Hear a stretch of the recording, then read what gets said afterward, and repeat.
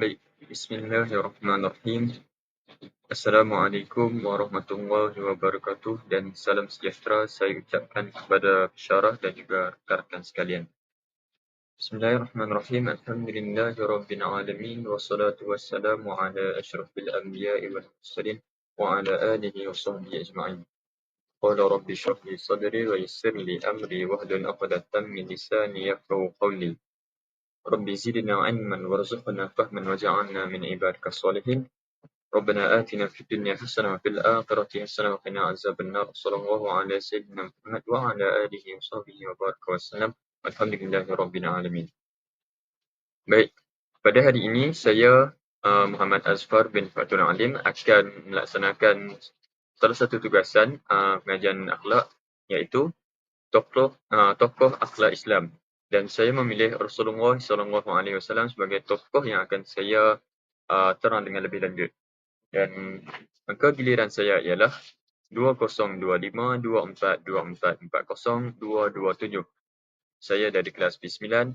Nombor kad pengenalan saya ialah 06 10 13 02 0481. Dan pensyarah yang mengajar saya subjek atau mata pelajaran ini ialah Dr. Rafizah binti Muhammad Saleh. Baik, untuk pendahuluan, Rasulullah SAW merupakan seorang contoh yang terbaik dalam pembentukan akhlak manusia kerana baginda diutuskan oleh Allah Subhanahu Wa Taala untuk menyempurnakan akhlak umat manusia. Kepribadian baginda bukan sahaja menjadi teladan dalam aspek ibadah, malah merangkumi seluruh aspek kehidupan seperti hubungan sosial, kepimpinan dan juga pendidikan. Akhlak Rasulullah SAW dipuji sendiri oleh Allah dalam Al-Quran sebagaimana iaitu sebagai memiliki akhlak yang agung. Oleh itu, kajian terhadap latar belakang keilmuan, sumbangan ilmiah serta peranan sosial baginda sangatlah penting untuk dijadikan panduan dalam kehidupan masyarakat Islam masa kini. Baik, seterusnya kita ke latar belakang peribadi ataupun biodata Rasulullah SAW. Baik, nama penuh baginda ialah Muhammad bin Abdullah bin Abdul Muttalib. Baginda dilahirkan pada tarikh tahun Gajah, tahun ke-570 Masihi, dan baginda dilahirkan di kota suci Mekah dan merupakan keturunan Bani Hashim Quraisy. Nama penuh bapa baginda ialah Abdullah bin Abdul Muttalib. Nama ibu baginda ialah Aminah binti Wahab. Dan status baginda ialah seorang anak yatim piatu sejak dalam kandungan. Dan baginda dijaga oleh bapa saudaranya iaitu yang dijaga oleh datuk baginda terlebih dahulu iaitu oleh Abdul Muttalib, dan kemudiannya dijaga oleh Abu Talib iaitu bapa saudaranya. Pekerjaan baginda ialah seorang pengembala kambing dan juga peniaga. Yang seperti kita ketahui, baginda bermula untuk berniaga bersama-sama dengan Abu Talib ketika baginda masih lagi kecil di negeri Syam. Dan baginda mendapat gelaran sebagai Al-Amin, iaitu seorang yang sentiasa bercakap jujur. Dan isteri pertama baginda ialah Khadijah binti Khuwailid, dan isteri terakhir baginda ialah Siti Aisyah. Umur ketika baginda Rasulullah SAW berkahwin ialah ketika baginda berusia 25 tahun, dan ketika Rasulullah ingin umur Rasulullah untuk mendapat kerasulannya ialah pada baginda berusia 40 tahun, dan tempat baginda menerima wahyu ialah di Gua Hira. Kitab suci yang baginda diutuskan kepadanya ialah kitab suci Al-Quran. Dan tempoh dakwah baginda ialah selama 23 tahun, iaitu 13 tahun di kota suci Mekah dan 10 tahun di kota Madinah. Dan baginda berhijrah dari Mekah ke Madinah pada tahun ke-622 Masihi, dan baginda wafat 10 tahun kemudiannya iaitu pada tahun 632 Masihi ketika baginda berusia 63 tahun, dan baginda wafat di kota suci Madinah. Baik, seterusnya saya akan menerangkan sedikit tentang latar belakang keilmuan Rasulullah SAW. Baiklah, yang pertama ialah wahyu sebagai sumber utama ilmu, di mana Rasulullah SAW menerima ilmu secara langsung daripada Allah Subhanahu Wa Taala, iaitu baginda menerima melalui perantaraan malaikat Jibril di Gua Hira dan menjadikan ilmu baginda itu bersifat mutlak, benar dan juga tidak terpengaruh dengan unsur kesilapan manusia. Wahyu yang diturunkan itu bukan sahaja menyentuh aspek ibadah, namun merangkumi seluruh kehidupan seperti akidah, akhlak, undang-undang dan hubungan sosial. Ini juga menunjukkan bahawa keilmuan Rasulullah SAW adalah lengkap dan juga menyeluruh, sekaligus menjadikan panduan utama bagi umat Islam sepanjang zaman. Dalam erti kata lain, ilmu yang disampaikan oleh Rasulullah SAW ini merupakan ilmu yang telah lengkap dan boleh diguna pakai daripada zaman baginda sehinggalah masa kini dan juga masa yang akan datang. Dan ia juga berbeza dengan manusia biasa kerana ilmu yang diperoleh ini merupakan kerana baginda memperoleh ilmu ini melalui pengalaman dan juga pembelajaran, di mana Rasulullah SAW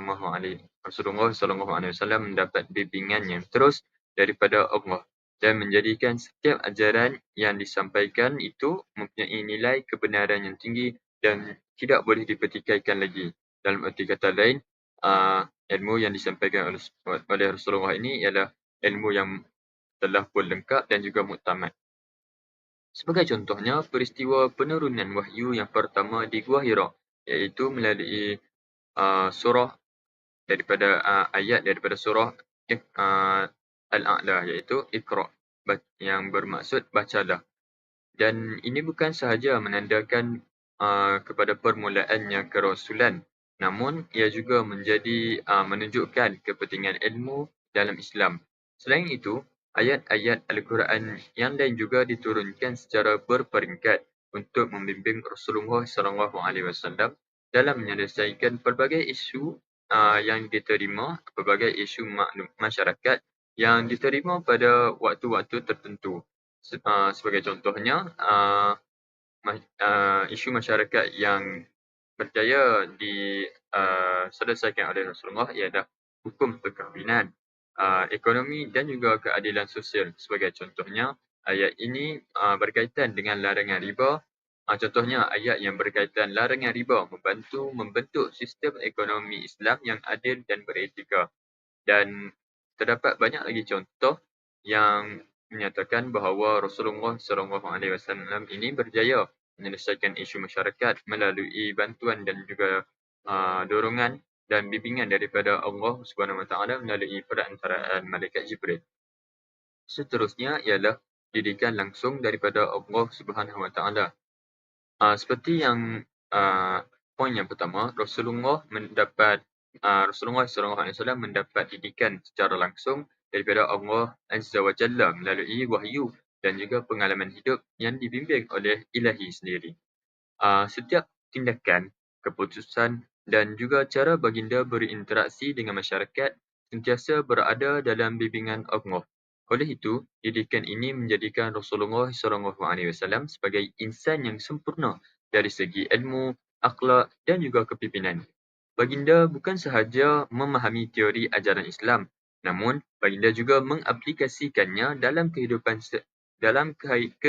seharian secara praktikal. Hal ini menjadikan baginda sebagai contoh ataupun tauladan yang terbaik dalam pendidikan Islam, kerana setiap perkara yang dilakukan oleh baginda adalah hasil didikan Allah Subhanahu Wa Taala sendiri. Oleh itu, kita dalam erti kata lain, kita juga boleh menjadikan Rasulullah ini sebagai role model, kerana setiap perkara yang dilakukan beliau adalah mendapat bimbingan dan juga didikan sendiri daripada Allah. Jadi setiap perkara yang dilakukan baginda ialah betul dan perlulah kita amalkan dalam kehidupan seharian. Sebagai contohnya, yang Sebagai contoh, peristiwa Isra' dan Mi'raj yang bukan sahaja menunjukkan keajaiban, namun juga merupakan salah satu bentuk didikan rohani yang memperkukuhkan lagi keimanan Rasulullah SAW serta kefahaman beliau tentang ibadah solat. Melalui peristiwa ini, kita umat Islam juga dapat mengenali dan mengetahui kewajipan tentang solat fardu yang pada awalnya kita diwajibkan ke atas umat Islam untuk menunaikan 50 solat fardu setiap hari, setiap malam.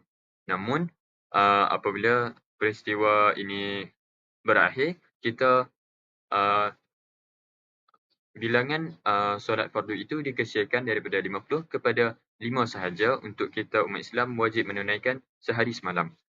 Selain itu, dalam peristiwa-peristiwa penting seperti peperangan dan juga perjanjian damai, baginda sering menerima panduan wahyu yang membantu baginda untuk membuat keputusan yang terbaik. Seperti dalam perjanjian Hudaybiyah yang pada awalnya dilihat merugikan tetapi akhirnya membawa kemenangan besar kepada umat Islam. Jadi kita tanpa ragu-ragu kita boleh melihat bahawa tindakan yang dilakukan oleh Rasulullah ini bukan bersifat jangka masa pendek, namun baginda membuat keputusan berdasarkan jangka masa panjang. Baginda melihat bagaimana umat Islam dapat meroleh kejayaan dan juga kemenangan melalui jangka masa yang panjang.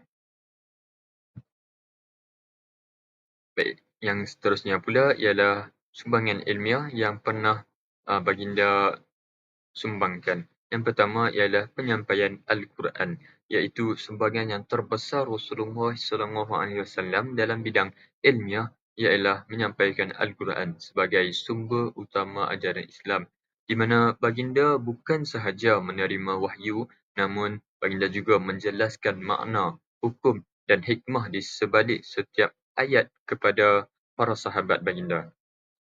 Dan proses penyampaian ini berlaku secara berperingkat selama 23 tahun, iaitu 13 tahun di Kota Suci Mekah dan 10 tahun di Kota Suci Madinah, di mana ia menjadikan masyarakat dapat memahami dan juga menghayati ajaran Islam ini dengan lebih mendalam, di mana penyampaian yang secara berperingkat ini bermaksud setiap peristiwa atau situasi yang baginda hadapi, baginda akan mendapat wahyu daripada perantaraan malaikat Jibril, iaitu kata-kata ayat-ayat Al-Quran, iaitu kata-kata Allah sendiri untuk menyelesaikan sesuatu masalah atau dalam menyelesaikan sesuatu situasi yang baginda hadapi pada ketika itu.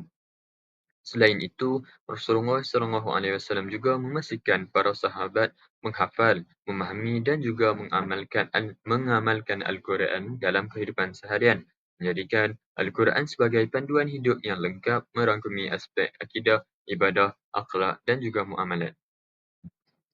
Yang seterusnya pula ialah contohnya, Rasulullah SAW mengajar para sahabat untuk membaca dan juga menghafal Al-Quran secara berulang-ulang sehingga mereka benar-benar memahami maksudnya.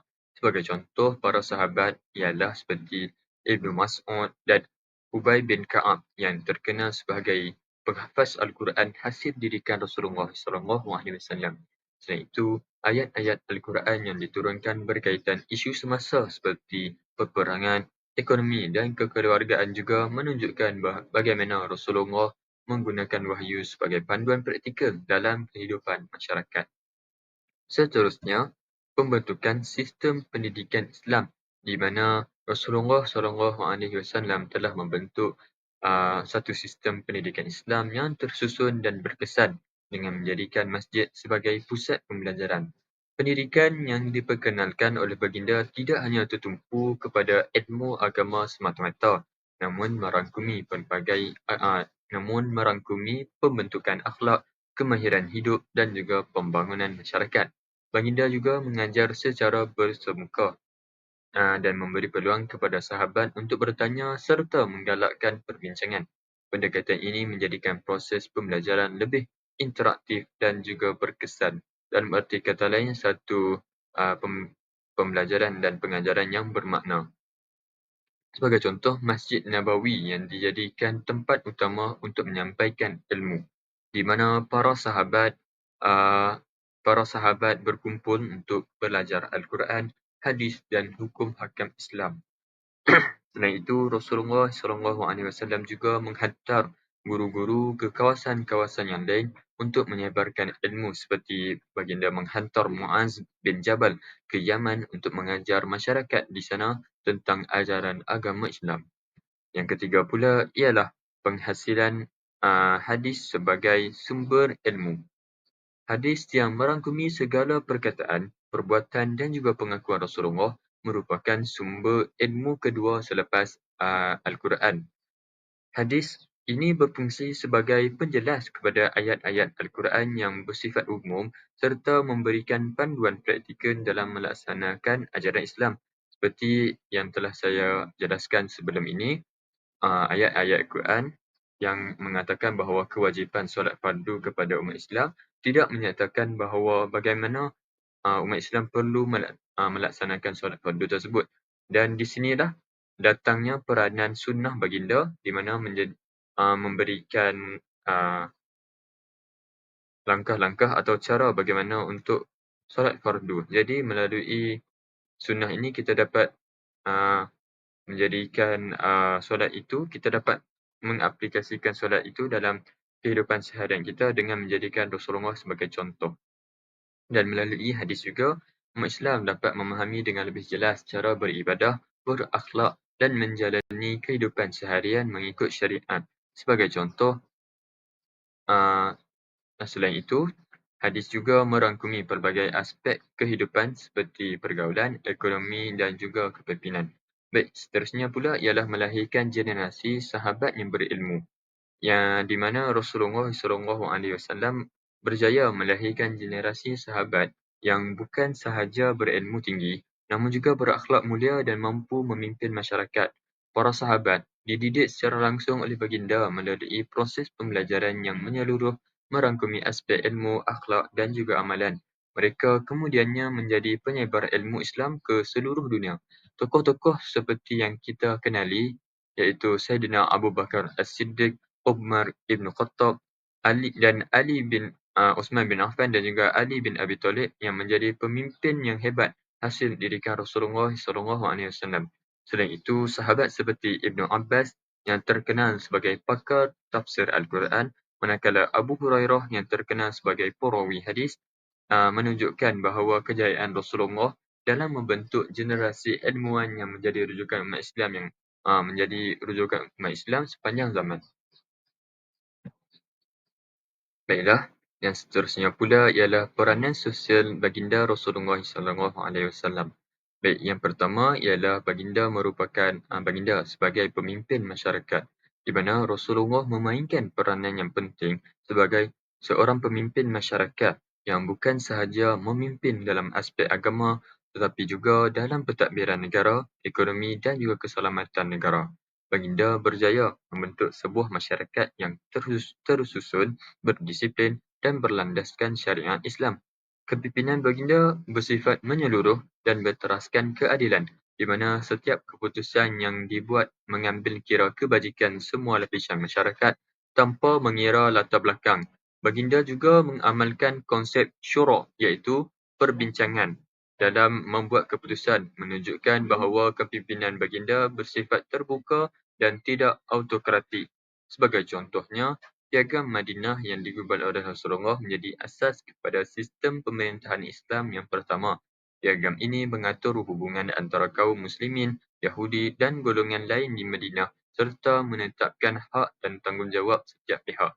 Selain itu, dalam mengurus ekonomi, baginda juga memastikan pengagihan harta melalui zakat dan sedekah dilaksanakan secara adil bagi mengelakkan jurang antara orang yang kaya dan juga miskin. Seterusnya, baginda ialah penyelesai konflik dan juga pendamai, di mana Rasulullah terkenal sebagai seorang yang pendamai yang bijaksana dalam menyelesaikan sesuatu konflik. Baginda tidak menggunakan kekerasan semata-mata, namun mengutamakan pendekatan diplomasi, hikmah dan juga keadilan. Baginda memahami bahawa konflik boleh merosakkan perpaduan masyarakat. Justru, setiap pertelingkahan diselesaikan dengan cara yang adil supaya semua pihak berpuas hati. Kebajikan baginda dalam menangani konflik menjadikan baginda seorang yang dihormati oleh kawan-kawan maupun lawan baginda. Sebagai contoh, peristiwa perletakan Hajarul Aswad, di mana ia menunjukkan kebijaksanaan Rasulullah untuk menyelesaikan pertikaian antara kabilah Quraisy. Baginda mencadangkan agar batu tersebut diletakkan di atas kain dan setiap ketua kabilah memegang kain tersebut bersama-sama sebelum baginda sendiri yang meletakkannya di tempat asal. Selain itu, dalam perjanjian Hudaibiyah, baginda memilih jalan damai walaupun kelihatan tidak memihak kepada umat Islam, namun akhirnya ia membawa kepada kemenangan Islam. Yang ketiga pula ialah membentuk perpaduan masyarakat di mana Rasulullah berjaya menyatukan masyarakat yang sebelumnya berpecah belah akibat perbezaan kabilah, agama dan juga status sosial. Baginda menanamkan nilai persaudaraan, toleransi dan kerjasama dalam kalangan masyarakat. Perpaduan ini menjadi asas kepada kekuatan umat Islam dalam menghadapi cabaran dan juga ancaman luar. Pendekatan baginda dalam membentuk perpaduan menunjukkan bahawa Islam menitik beratkan keharmonian dan kesejahteraan masyarakat. Sebagai contohnya, Rasulullah SAW mempersaudarakan kaum Muhajirin dan Ansar di mana mereka saling membantu dalam kehidupan seharian. Sebagai contoh, kaum Ansar yang sanggup berkongsi harta dan tempat tinggal mereka dengan kaum Muhajirin yang berhijrah dari Mekah. Selain itu, Piagam Madinah juga memastikan semua kaum hidup dalam keadaan yang aman walaupun berbeza agama. Yang seterusnya pula, baginda membela golongan yang lemah di mana Rasulullah sangat mengambil berat terhadap golongan yang lemah seperti fakir miskin, anak yatim, wanita dan juga hamba. Baginda menentang segala bentuk penindasan dan memastikan hak mereka terpelihara. Dalam masyarakat jahiliah, golongan ini sering dipinggirkan. Namun, Islam yang dibawa oleh Rasulullah mengangkat martabat mereka ke tahap yang lebih tinggi. Baginda mendidik masyarakat supaya bersifat penyayang dan juga prihatin terhadap orang lain.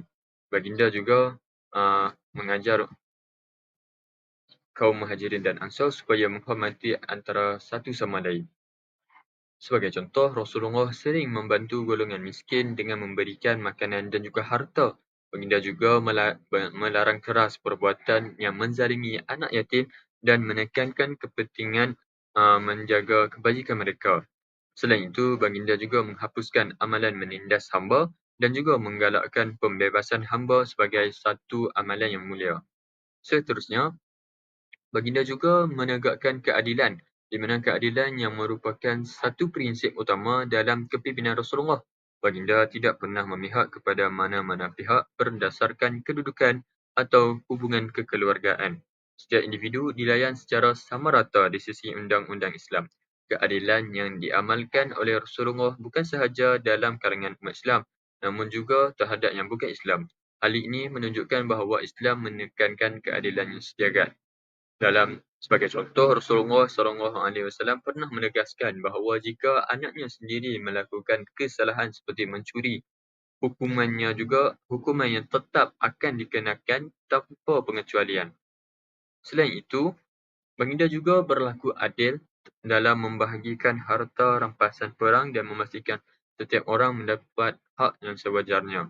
Dalam erti kata lain, baginda tidaklah membolos atau mengambil kesemua harta tersebut, namun membahagikannya secara adil kepada setiap orang yang terlibat dalam peperangan tersebut supaya baginda bersikap adil dan juga sama kepada semua orang yang terlibat.